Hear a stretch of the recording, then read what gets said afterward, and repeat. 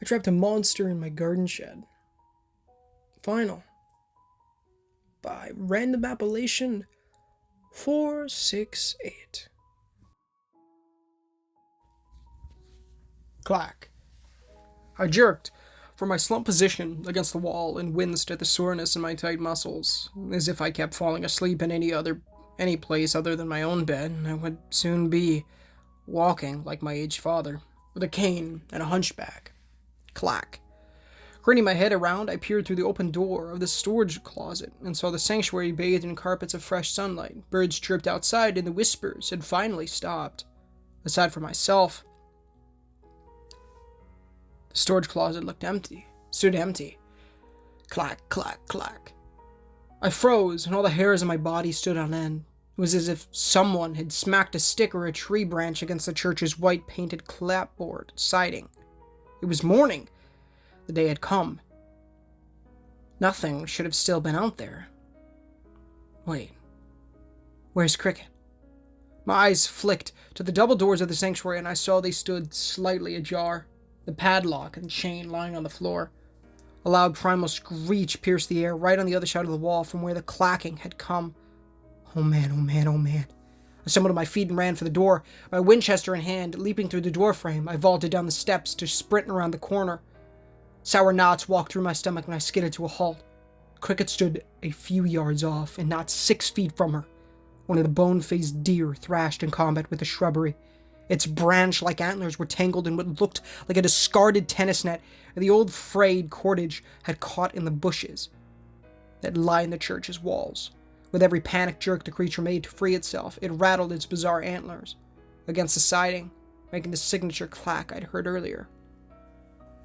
Despite this, I could only gape with amazement and fear at the size of the being. It stood taller than any deer I'd ever seen, easily 8 feet high at the scalp, with a spread of antlers that could have frightened a moose.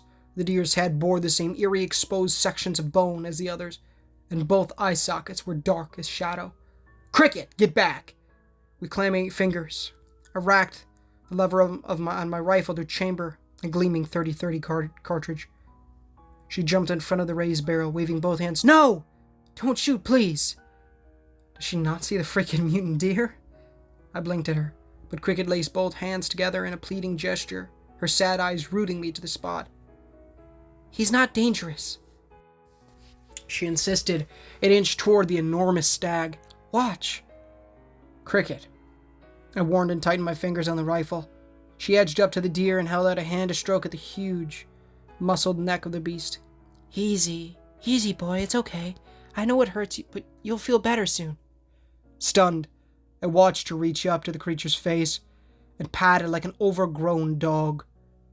The deer's struggle ceasing to a few nervous jerks. With this done, Cricket slid her pale fingers to the dark eyes sockets and gouged into them with her fingernails. Crunch. A few whimpers came from the animal, but it let her pry one greasy chunk of black crust from its head after another, until a glistening dark eyeball peered back at us. Cricket smiled and gently turned the deer's head to get at the other eye. There you go. Feels good, huh? Can I get this stuff off your pretty antlers too? As if trained in an obedience school, the huge deer lowered its head, and Cricket tugged at the mass of tangled netting.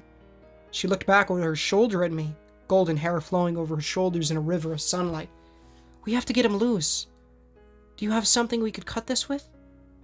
Open-mouthed with surprise, I dashed back inside of my desk. A pair of black-handled scissors slid into my pocket, and I ran outside.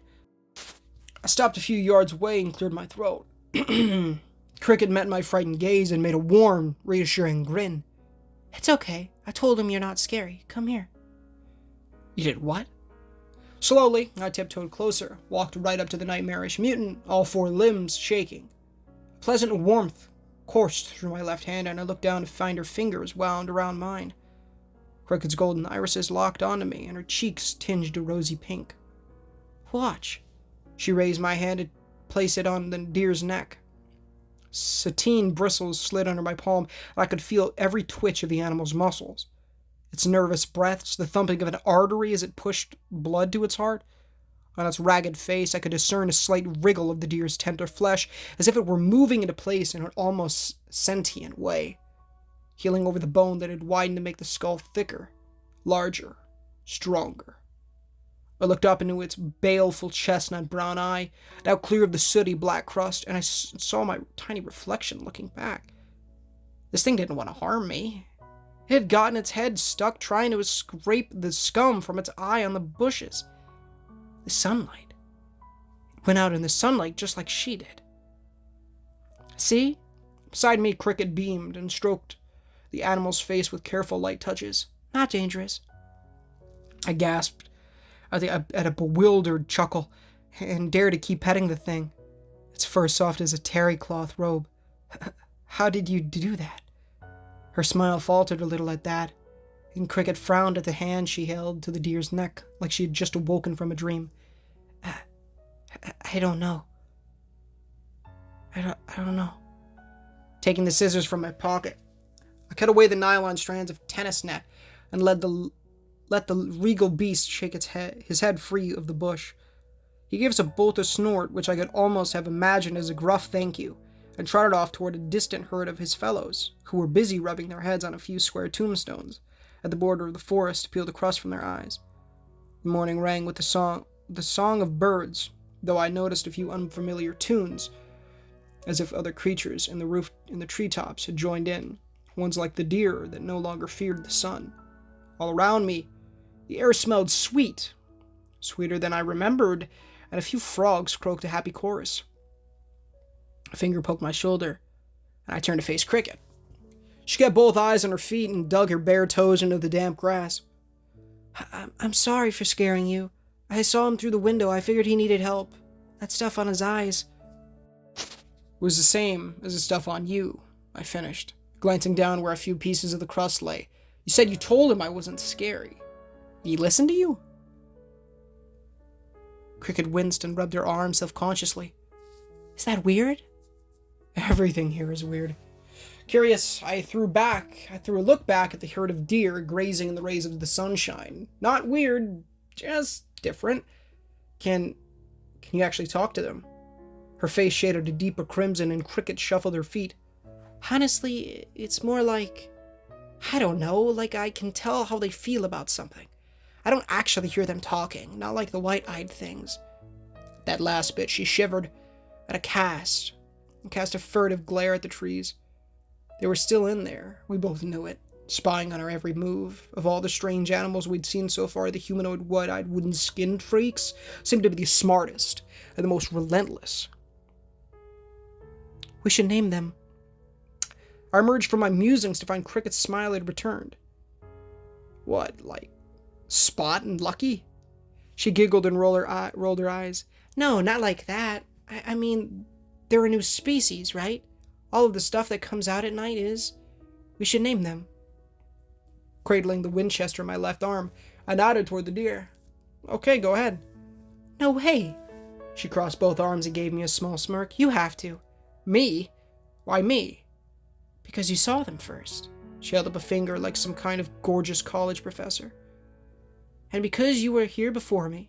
Besides, this is your land anyway. This time I rolled my eyes and set both hands on my hips.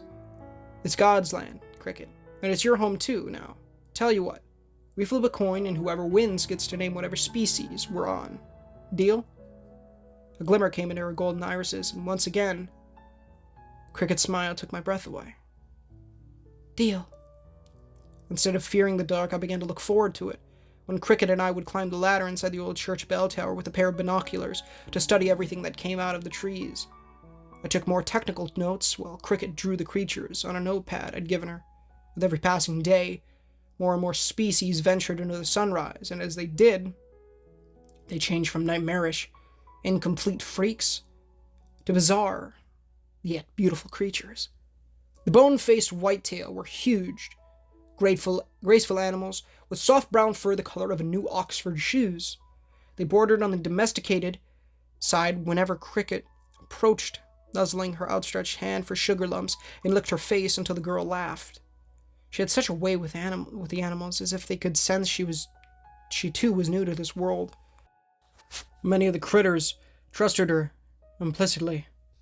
I had to be much more cautious, but eventually I could walk up to the gentle creatures and pet them while they grazed. Cricket named the bat-winged lizard creatures fire drakes for the bright blaze of color that each bore on their snouts. They stood about knee-high and walked on all fours like a pterodactyl, with folded leathery wings and scaly black bodies that ended in a long arrow-shaped head. They had no less than 6 eyes, 3 to a side, and long whip-like tails that they could use to hold on to things like a lemur might. Fire drakes loved shiny things, especially coins, and we'd toss spare pennies we found in the living room couch to get them close enough to observe. New plants sprouted to life as well. Lantern roses that glowed yellow and orange at night, dancing water lilies that swayed on their own and smelled like fruity cereal, and the bomb creeper vine that exploded with razor-sharp needles if you got too close. Thankfully, I could rely on Cricket's built-in sixth sense to guide me through these discoveries without fatal injury, but not all the newcomers were cute and cuddly. Birds with cell phones for heads collected in the pines along the ridgetop, their cracked touchscreens chiming in eerie off-pitched ringtones as they flocked through the night sky. A few rusted cars stalked along in a nearby marsh on bent, distended axles, their old tires laying flat like feet with flickering yellow headlights that peered into the darkness. Mud-spattered radios scuttled over the gravel county road like crabs, playing fragments of retro music in disorganized patterns that almost sounded like crude sentences. Enormous iron spiders that masqueraded as signal towers during the day roamed in small herds of 5 or 6 individuals at night, bellowing with loud foghorn calls from their satellite dish heads. Once, I could have sworn I spotted our old red mailbox skittering through the marsh on 4 legs like an insect, but I couldn't be sure. As for the lost ones, the white-eyed fiends that had been my first monster sighting, they still came often and fixated on the church with manic attention. Calling out to them didn't help, either from Cricket or myself, and their numbers swelled from a few dozen to over 100 in 3 days' time. Eventually, Cricket and I retreated to the storage closet whenever they showed up. During these dark moments, I'd read the Bible to Cricket, along with other books from my little library, explaining God to someone again. After so long of being on my own, it felt good, even if we were trapped in a broom closet, with the world falling apart in a slow-motion apocalypse all around us. But things weren't all sunshine and lantern roses. Our food stocks were dwindling.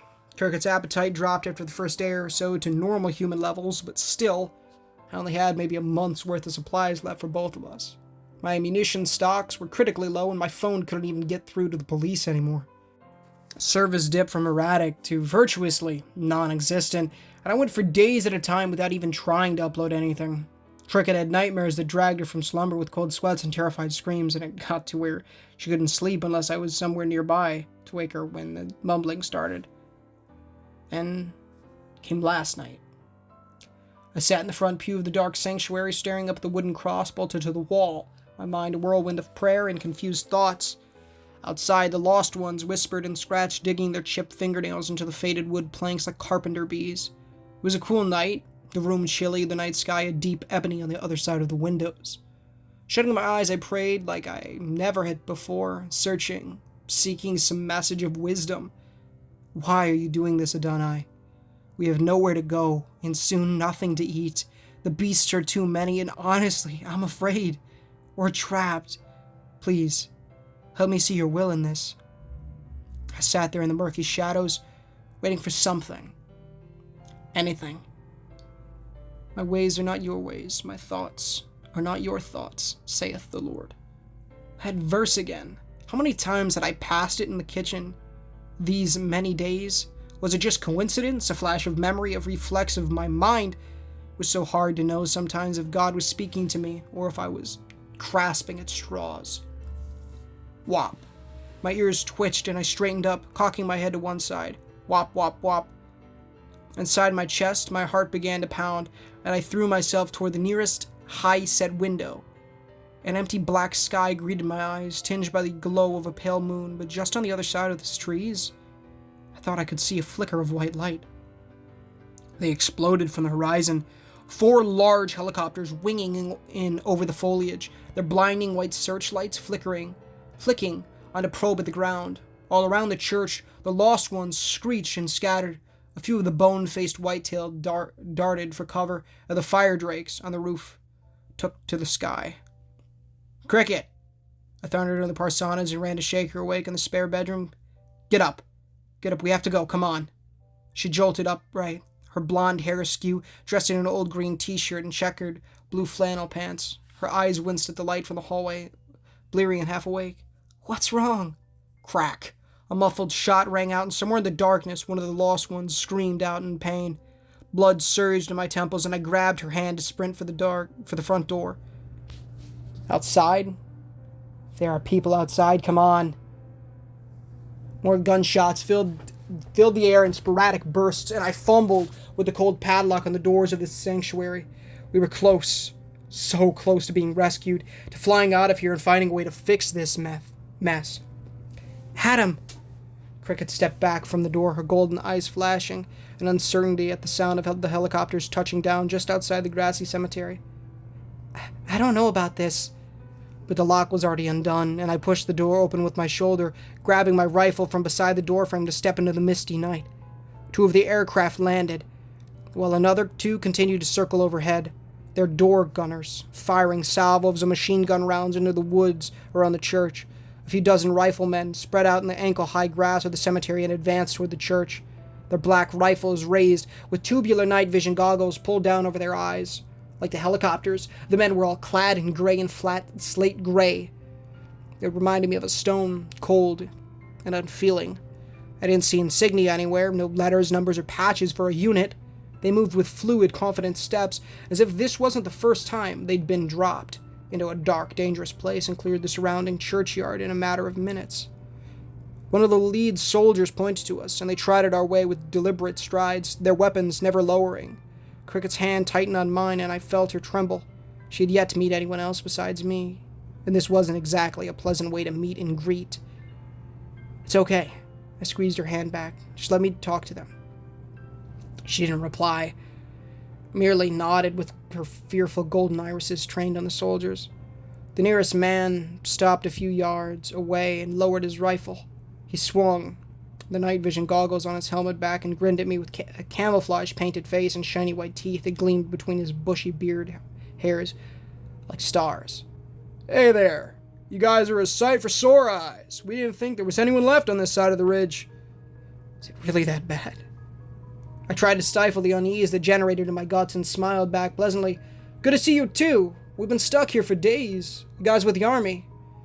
He winked at me, and his eyes traveled to where Cricket had ducked behind me. "Private contracting company, actually. We're tasked with evacuating civilians from the danger zone." "Is she okay?" "She's just really shy." I didn't step aside to expose her, as something about the way Cricket gripped the back of my shirt gave me pause. "So do you guys know what's going on out here?"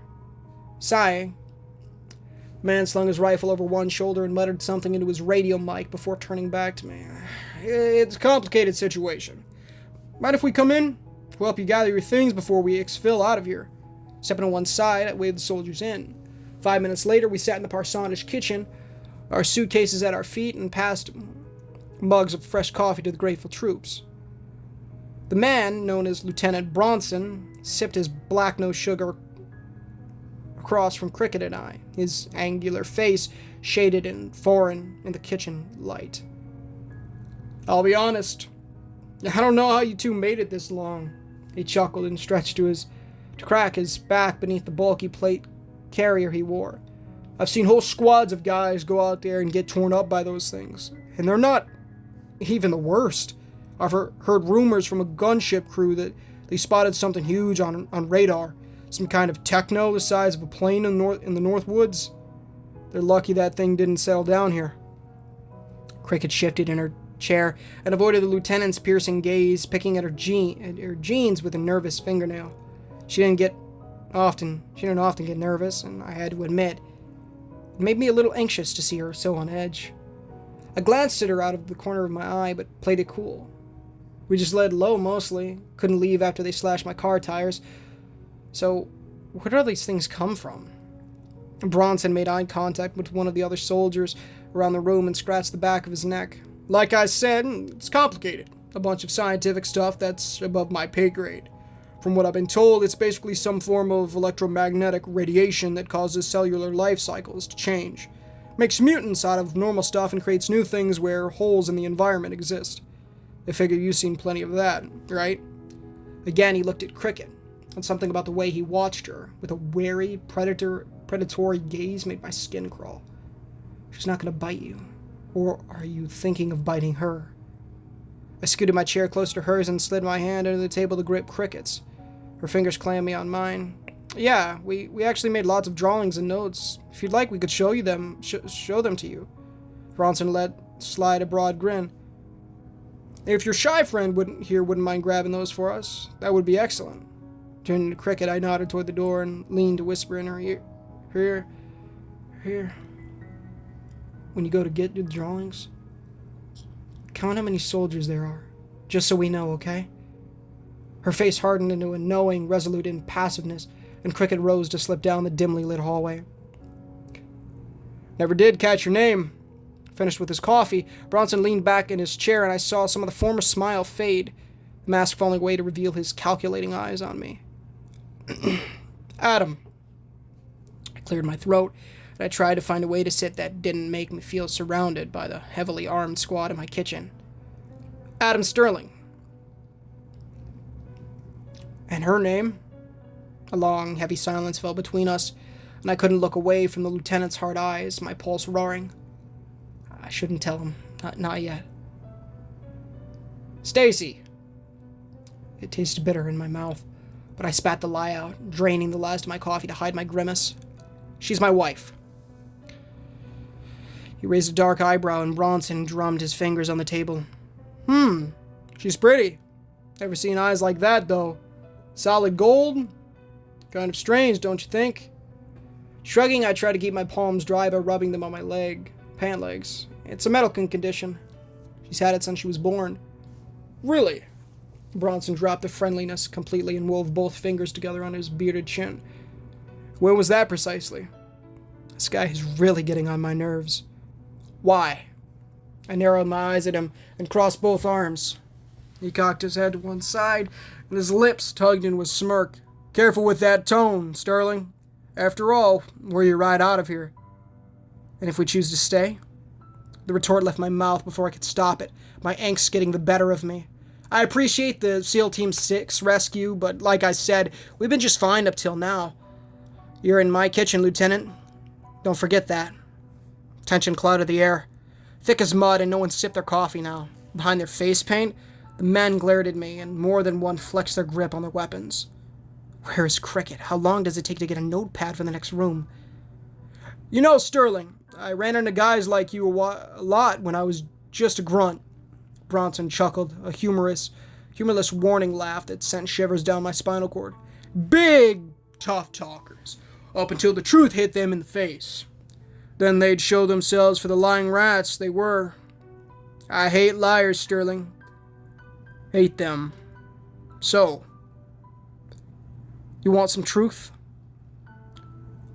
I couldn't tell if it was a threat, a challenge, or an offer.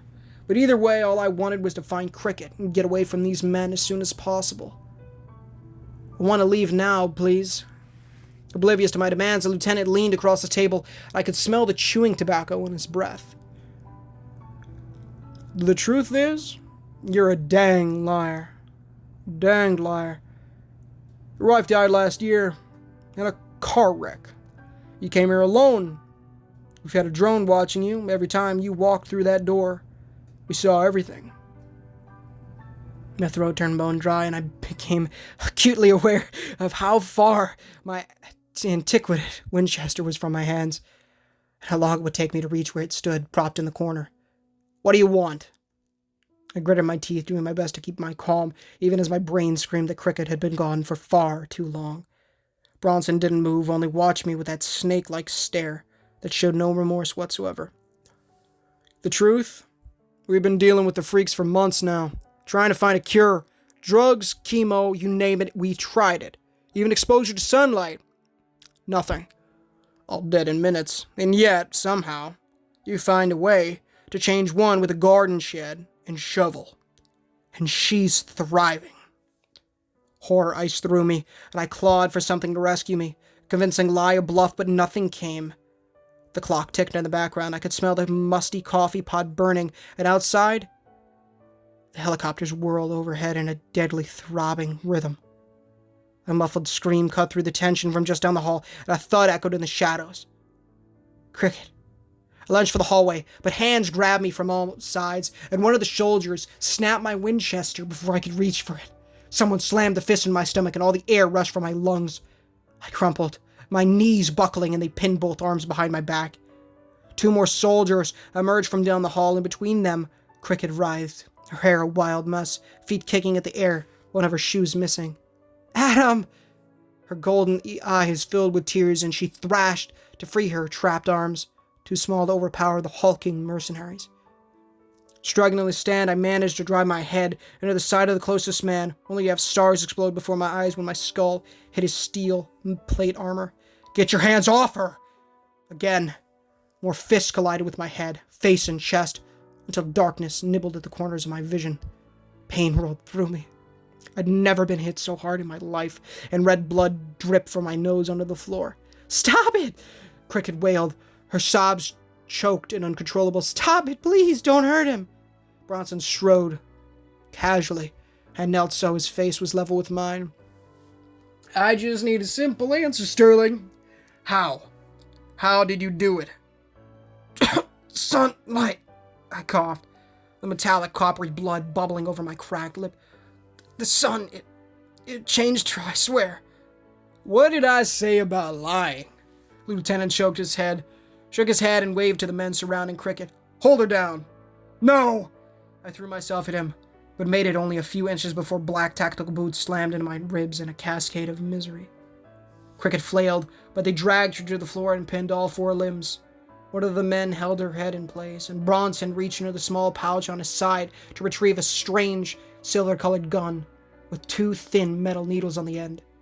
He knelt by her head, and Cricket's pleading eyes met mine as they pulled her blonde hair back, the tip of the needle pressing against her scalp. Lieutenant Bronson pulled the trigger, and Cricket screamed in agony. Her eyes screwed shut, every muscle in her body going rigid. An electrical snapping, like that of a taser, hummed, and my vision tinged red.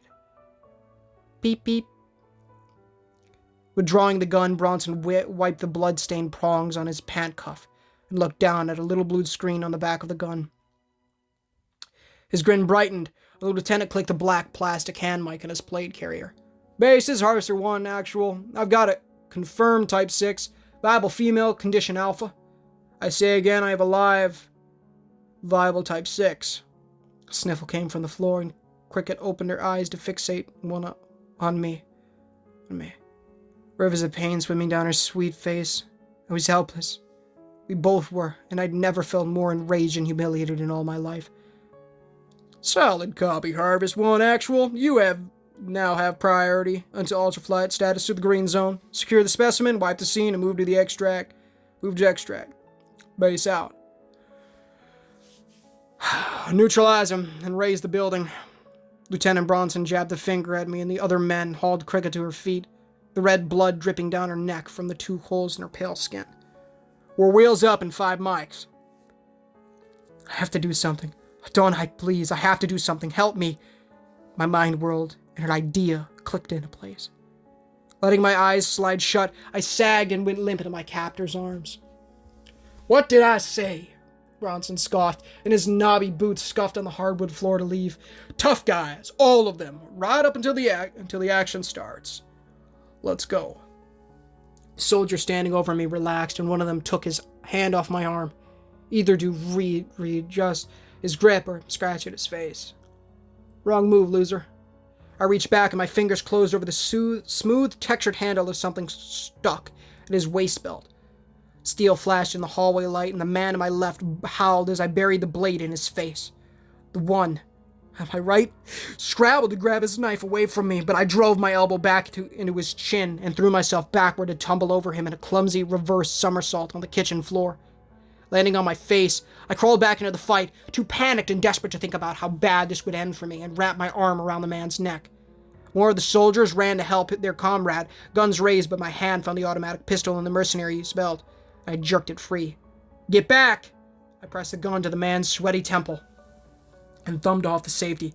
"Everyone back, or he's a dead man." Bronson froze, his face a mask of surprise and irritation.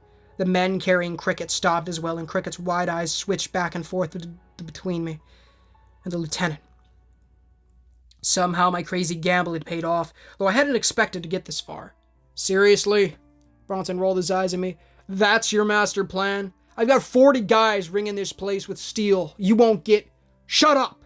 I hissed, and tightened my grip on the pistol enough that Bronson's face drained of some color. "Let her go." No one moved. The tense soldier who I held captive looked pleadingly at Bronson. The wounded mercenary at my feet groaned in pain from the knife still embedded in his face. Their radios crackled, with muffled voices in the background. "Or what?" Bronson's snide grin returned, and he jerked his head at Cricket. "You shoot him, we shoot you. She still goes with us. You really don't understand deterrence, do you?" "I'm not letting you take her." "She stays with me." I growled and pressed the muzzle of the gun to the skin of the soldier I clung to. "I won't miss. Not from this close. Let her go now." For a moment, we stood there, the mercenary staring into my eyes while I stared right back. A few weeks ago, holding a soldier at gunpoint would have sounded crazy to me, but now something primal surged in my blood, an animalistic rage that purged me of the reasonable meekness from modern world I'd left behind. This was our home.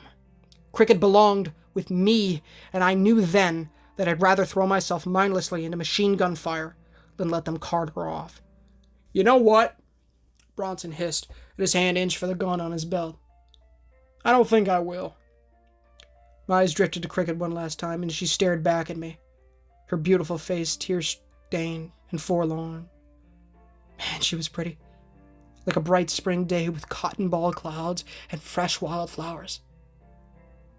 I was going to miss her. I was going to miss a lot of things. I'm sorry. I wanted to say more. Wanted her to know so much more about the world, about me, about how I felt about her. But my time was up. The journey ended here, in this hallway, with me spattered over the ground like a dead mosquito. A worthy end, though. A man's end. The one Stacy would have been proud of. "Adam?" The soft, wavering voice jerked me into the present. Cricket shut her eyes and breathed in deep, "Run!" Her mouth opened and a low, raspy note came out, building higher and higher. It rose into a piercing, eerie screech that bored into my ears with a siren frequency, painful and shrill. At my mind's eye, I saw again the dirty, white-eyed fiend on the first day staring into the mirror, screaming at her own reflection.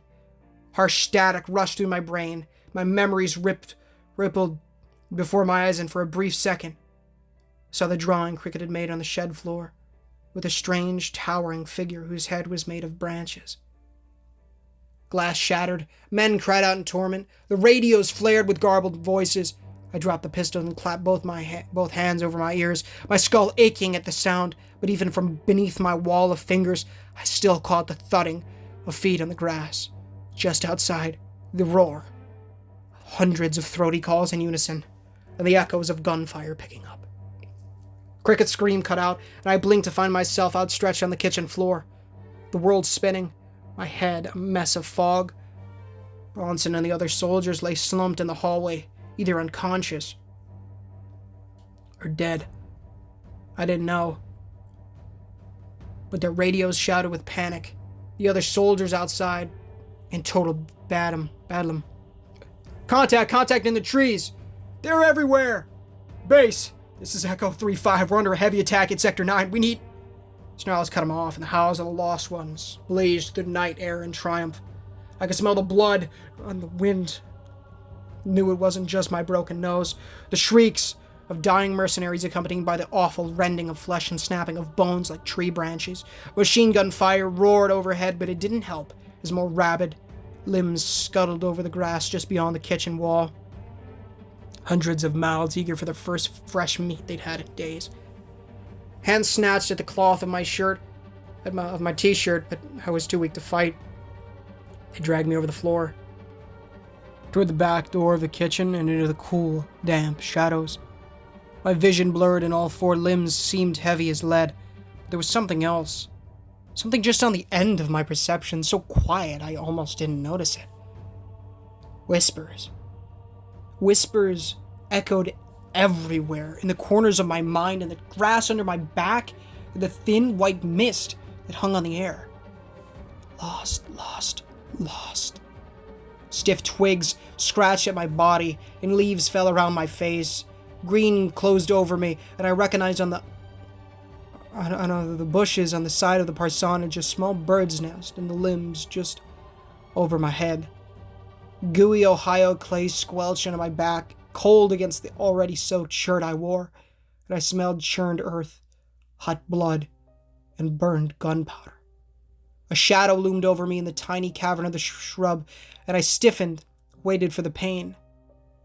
The squared wooden teeth tearing into my flesh. Tender fingers slid over my face, probed gently at my bleeding nose and swollen right eye. Adam, please say something. Please don't be dead. Oh, thank you, Adonai. Her voice broke me, and I choked out as Cricket, is that you? Yes, she sniffled, her soft golden hair brushing my face, and even in the dark, I could tell she was trying to make a brave smile. Yes, I'm here. Her fingers wove into mine, and I gripped her hand with all my might. Did they hurt you? Your head? Cricket huddled low over me as if to shield me from the sight of the dozens of feet scuttling by us, her golden eyes almost glowing in the dim light of the stars. I'm fine. Oh, your poor face. Was never my best feature anyway. I pulled her close to me, the two of us covered in mud and blood, hidden under the shrubs while the war raged just on the other side of the greenery. Fingernails and toenails clawed at the threshold of the kitchen door that stood open. From my hiding place, I fought a wave of nausea at the sound of the men inside awakening to the teeth and claws of the lost ones. Bones crunched, flesh tore, blood splattered like a hose, and I had a feeling that I wouldn't be seeing Lieutenant Bronson again. Not in one piece, anyway. Overhead, the helicopter soared away. Only 3 left now, and for the hammering of bare fists on metal, I figured the other would never make it into the sky. But my stomach sank as I realized that we were worse off than before. Our fortress was breached. We were exposed, unarmed, and surrounded by hundreds of the lost ones. There was no escape now. Closing my eyes, I held Cricket to my chest, breathed in the smell of her hair, and kissed her forehead. Whatever happens, I'm glad you're here. She clung to me so tight my bruised ribs ached. Me too. Loud, horrific screeches sliced through the air, followed by more, in a wave of ethereal misery. Something in my head locked onto that sound, and my eyes flew open to meet Cricket's, her own mouth hanging open in shock. I knew that sound. I'd heard it once before. Turning my sore neck, I squinted in surprise.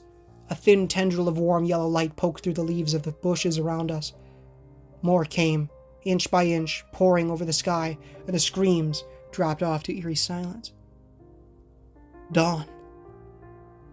Do you think? Cricket whispered, still shaking in my embrace. Swallowing a coppery lump in my throat, I rolled onto my stomach and pulled myself over the mud. Stay close to me.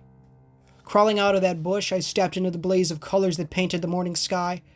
A kaleidoscope of red, orange, pink, and yellow, all over the yard and the tree lines surrounding the tombstones and the cemetery, and heaped up in mounds around the mutilated helicopter were dozens upon dozens of blackened figures, frozen in the moment the sun had caught them in the open. No guns rang out as gray uniformed bodies lay scattered and broken, their flesh torn and shredded like blended fruit. The formerly white walls of the church were stained scarlet red from the slaughter, and spent brass casings littered the green grass. Over. It's over. They're gone. I turned to gaze deep into Cricket's beautiful golden eyes. They're all gone. A giggle rose in my throat as it did in hers, and we wrapped our arms around each other, too weak and happy to think. The birds in the trees began their morning song. A few bone-faced whitetails stepped cautiously out onto the green, and a honeybee buzzed past my face. Warmth kissed my skin, and I never felt so good standing in the sunlight. Cricket's breath tickled my neck and sent fire through my blood. Thank you. You don't have to. I brushed some of her golden hair from her face, relishing the way Cricket tinged pink at my touch. You belong here. It's not home without you. She pressed her sateen lips to my cheek, and I was suddenly aware of her every curve, how even covered in mud, blood, and leaves, she still looked gorgeous. Adam. It was my turn to flush with embarrassment, though Cricket didn't seem to mind my staring. She pulled back to search my face, her expression timid and yet hopeful. I need to know something. Anything, I breathed, my heart skipping a beat at the way her hand rested on my chest. She swallowed hard and met my eye, her voice wavering with uncertainty. Who am I to you? Like it had been touched with a live wire, my heart twitched, and a warmth flooded through me that hadn't been there in months. In that instant, the words rang through my mind. My ways are not your ways. My thoughts are not your thoughts, saith the Lord. The soldiers were gone. The lost ones were now frozen in their cocoons all around us, ready to break free in several hours' time. My empty church would be full, almost to bursting with new people. People who could survive this strange new world, who could sense the animals around them, and avoid the dangers and pitfalls far better than the rest of us. They would be welcomed here, in God's house. Welcomed as family. Peering into her luminescent eyes, I smiled and allowed myself to feel the one emotion I'd shut out ever since I lost Stacy to that runaway semi-truck. Eve, I breathed, with all the love in my heart. Your name is Eve. Oh my goodness, guys. What's going on, guys? And thank you so much for watching today's story. Before anything, make sure to repent of your sins and trust in the good Lord Jesus Christ with your heart, mind, soul, and strength. Read the Holy Bible daily, pray daily, and evangelize the people. And make sure to go to into the description or the pinned comments, read the $1 million question to know how to become born again. Also, join the Discord. Also, please leave a like, as it does help the channel innumerably, and it does get the gospel into people's feeds, as well as please consider subscribing, as we are trying to hit 1,000 subs before the end of the year, and it would be a big blessing with the Lord if you guys did so. Guys, what the heck? Dude, this story is so good, bro. This has got to be one of my faves from Random Appellation. Random Appellation, I hope you watch the end, because my goodness, dude, you're so awesome at doing this, man. Brilliant writing. The Eve at the end, so good. So good. I'm glad that they kind of get together there. And, I really, really hope that we get to see more from them, in all honesty. I really do. I really, really do. I cannot wait for more from the Barrett County Anthology, and I hope you guys do as well. Let me take a look here. I'll give you guys a little bit of sneak peek as to what is supposed to be coming out over the next couple of days. Discord's loading here, I guess. While it loads, thank you guys so much for all the support, and thank you, Lord, as well. All the support is such a blessing from the Lord for you guys, and thank you so much, Lord. So thank you guys, and thank you, Lord. So today is the 7th, so you're getting this on the 9th, but basically we have another standalone from Barron County coming up soon, as well as another standalone from a brand new author that you guys will be hearing shortly, as well as continuing on with the My Friend Moved to a Town Where People Aren't Allowed to Take Photos. And I'm just going to go ahead and finish that off, so that'll be another 3 parts of that until the finale of that one. And then we will go ahead and continue on. By the way, though, technically, this is probably going to get us into next week, as today was Tuesday, and I finished. So you guys would be seeing that on the 9th would be the, would be this one, and of course, then that would be Friday. So I have enough stories lined up here for up till next Tuesday, which is really cool. So I've only filmed, this is only the second one I've gotten done today, so I got more to film later on, but that is a godsend. But yeah, thank you guys so much. Stay tuned for more stories. I can't wait to continue on with Barron County. It is one of my favorites that I've done so far, and I can't wait to continue on, and I'm so excited to see what Random Appellation has for the other series and other standalones, as well as just what he's gonna do in the future. You know what I'm saying, guys? So I'm really excited. Thank you guys so much for watching. This was an amazing series. One of the only ones that, or one of the 3 that we've done on the channel from Barron County, which you're going to be seeing at the end screen, a playlist for Barron County. Click it if you haven't seen any of the other ones. They're amazing, and each one is brilliant.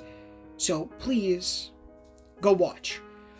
But guys, of course, repent and trust in Christ. And, as always, check out those live streams, of course, as well, but I'm going to be, well, as you heard in the last one, I'm going to be probably streaming some Dead by Daylight, playing as Demogorgon tonight, so at least trying to learn a little bit more about him. I pretty much play Legion because he's one of the easiest for me.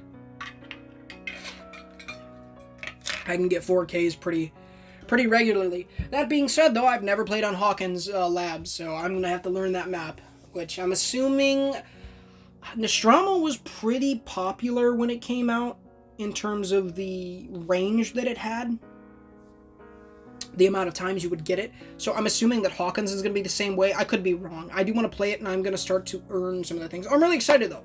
Stay tuned. Again, like I said in the last part of this, stay tuned for awesome, really cool stuff about something about Dead by Daylight, in a video that I can't wait to make. It's gonna be very enjoyable for me, and I can't wait to start making it. It's gonna take a little bit of time, but I'm gonna love it.